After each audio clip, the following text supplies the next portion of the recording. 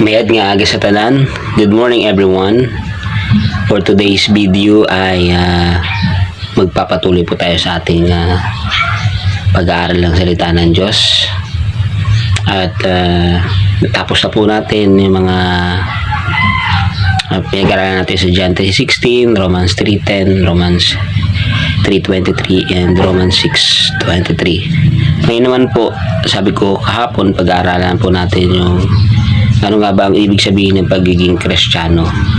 Kung tinanggap mo na yung Panginoon, yung Ginoo sa iyong buhay, ay napakahalaga na maintindihan mo at matutunan mo kung ano nga ba ang kahalagahan ng pagiging isang Kristiyano.